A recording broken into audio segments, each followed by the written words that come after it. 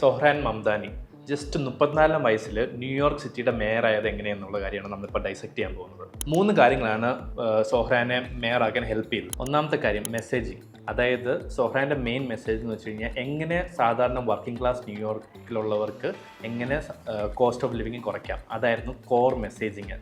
അതൊരു വലിയ ഫാക്ടറായിരുന്നു. ഇനി രണ്ടാമത്തെ കാര്യം ബ്രാൻഡിങ്. യൂഷ്വലി ഭയങ്കര ബോറിംഗ് ആയിട്ടുള്ള ഒരു വൈറ്റ് റെഡ് ബ്ലൂ കോമ്പിനേഷനാണ് എല്ലാ പൊളിറ്റിക്കൽ ക്യാമ്പയിൻ ഉപയോഗിക്കാറുള്ളത്. പക്ഷേ ഇവിടെ മംദാനിയുടെ ടീം ഉപയോഗിച്ചിരിക്കുന്നത് യെല്ലോയും ബ്ലൂവും റെഡിൻ്റെ കോമ്പിനേഷനാണ്. അത് എവിടുന്ന വന്നതെന്ന് ചോദിച്ചു കഴിഞ്ഞാൽ ന്യൂയോർക്കിൽ എല്ലാവരും ഉപയോഗിക്കുന്നതാണ് ന്യൂയോർക്ക് മെട്രോ. അതിൻ്റെ മെട്രോ കാർഡിന് ഈ കളറാണ്. പിന്നെ പണ്ടത്തെ ന്യൂയോർക്ക് ഷോപ്പുകളുടെ ഫ്രണ്ടിലുള്ള സൈനേജിനും ആ ഒരു യെല്ലോ ബ്ലൂ റെഡ് എന്ന് പറഞ്ഞൊരു കോമ്പിനേഷനുള്ളൊരു ഫോണ്ടും കളേഴ്സാണ് ഉപയോഗിക്കുന്നത്. അതൊരു നൊസ്റ്റാൾജിക് ഫോണ്ടും കൂടെയാണ്. അതാണ് മംദാനിയുടെ മെസ്സേജ് കൺവേ ചെയ്യാൻ വേണ്ടി ഉപയോഗിച്ചിരിക്കുന്ന ബ്രാൻഡിങ്. അത് ഭയങ്കര റിലേറ്റബിൾ ആയിരുന്നു. ഇനി മൂന്നാമത്തെ കാര്യം സോഷ്യൽ മീഡിയ ആണ്. സോഷ്യൽ മീഡിയ നേരത്തെ തൊട്ട് തന്നെ മംദാനി ഭയങ്കര വൈറൽ ആയിട്ടുള്ള ക്രിയേറ്ററായിരുന്നു. സ്ട്രീറ്റ്സിൽ ഇൻ്റർവ്യൂ നടത്തുക, ഇങ്ങനത്തെ കാര്യങ്ങളൊക്കെ വെച്ച് വൈറലാകുന്നുണ്ടായിരുന്നു. പിന്നെ ഒരു തണുപ്പുള്ളൊരു അറ്റ്ലാന്റിക് സീയിൽ മംദാനി ചാടി കുളിച്ചിട്ട് ഇറങ്ങി വന്നിട്ട് പറഞ്ഞു, ഇങ്ങനെ നിങ്ങളുടെ റെൻറ്റുകൾ ഞാൻ ഇനിയും പൈസ കൂടത്തില്ല, റെൻറ്റൊന്നും, അത് ഫ്രീസ് ആക്കും എന്ന് പറഞ്ഞു. അങ്ങനത്തെ കുറേ ക്യാമ്പയിൻസ് വൈറലായിട്ട് സോഷ്യൽ മീഡിയയിൽ